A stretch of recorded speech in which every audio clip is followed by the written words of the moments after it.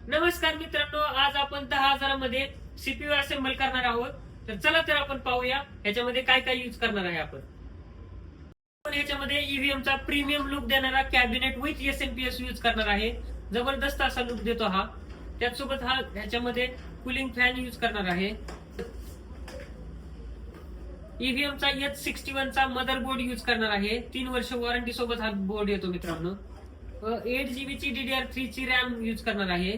त्याच्याच सोबत 256 GB ची ईव्हीएम SATA SSD यूज करणार आहे. त्याच्यामध्ये प्रोसेसर येणार आहे इंटेल कोर i5 चा 3rd जनरेशनचा प्रोसेसर. तर तुमचा बेसिक यूज असेल तर जबरदस्त असा परफॉर्मन्स देतो हा. तुम्ही एक्सेल वर्ड यूज करत असाल त्यासाठी, तुमचं बेसिक बिलिंगचं सॉफ्टवेअर असेल त्याच्यासाठी जबरदस्त असा परफॉर्मन्स देतो. तर चला आपण असेंबल करायला घेऊया.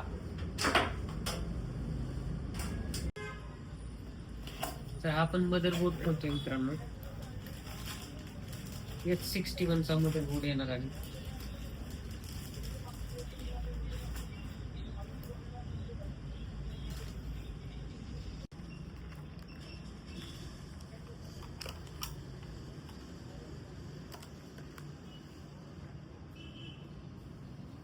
इंटेल कोर i5 चा 3rd जनरेशनचा प्रोसेसर असणार आहे.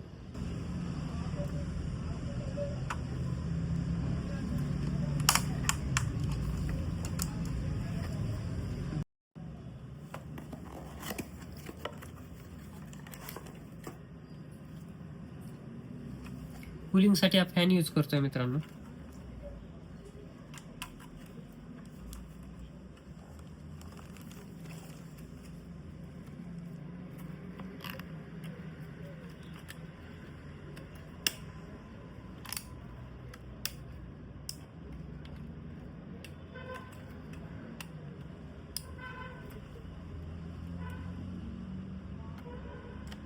फॅन एकदम परफेक्ट फिटिंग करून घेतलेला आहे आपण. आता रॅम बसूया. सॅमसंगची DDR3 ची 8 GB ची रॅम आहे मित्रांनो.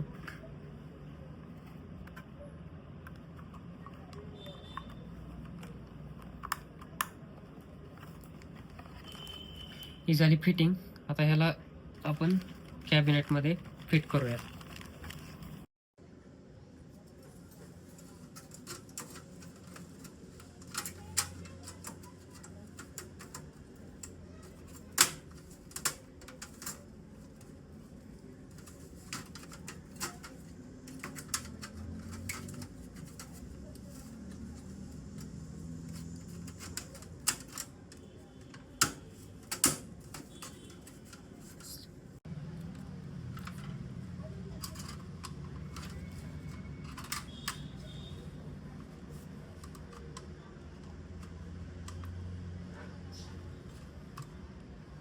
आता स्क्रू बरोबर फिट करून घेऊया.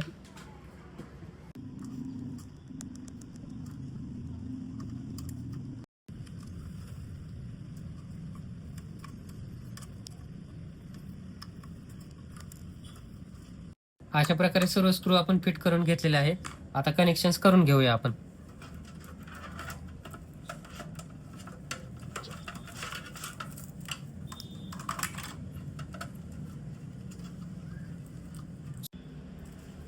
हे आहेत SMPS चे 2 कनेक्शन्स. एक इथे असं प्रेस करून बसवायचं, दुसरे वाले इथे बसवायचे. आता हे फ्रंट पॅनेल कनेक्शन करून घेऊया आपण.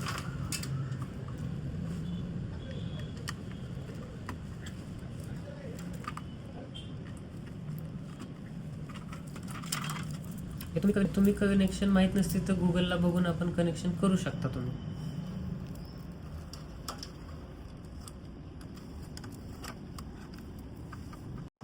आता SSD फिट करून घेऊया मित्रांनो. इथे अशी SSD फिट करून घ्यायची मित्रांनो. त्याचे कनेक्शन SATA केबल लावून घ्यायची.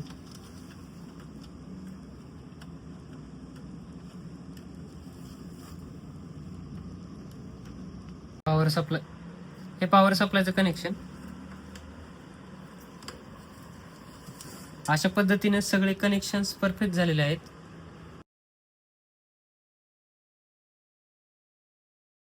अशा पद्धतीने आपला सीपीयू पूर्ण बिल्ड झालेला आहे. आता आपण एक पॅक करून घेऊया. तर मित्रांनो, अशा पद्धतीने आपण सीपीयू असेंबल केलेला आहे. हा एकदम बेसिक सीपीयू होता. अशाच प्रकारचे नवनवीन सीपीयू आपण असेंबल करत असतो. तर आपल्या चॅनलला सबस्क्राईब करा आणि व्हिडिओला लाईक आणि शेअर जरूर करा. धन्यवाद.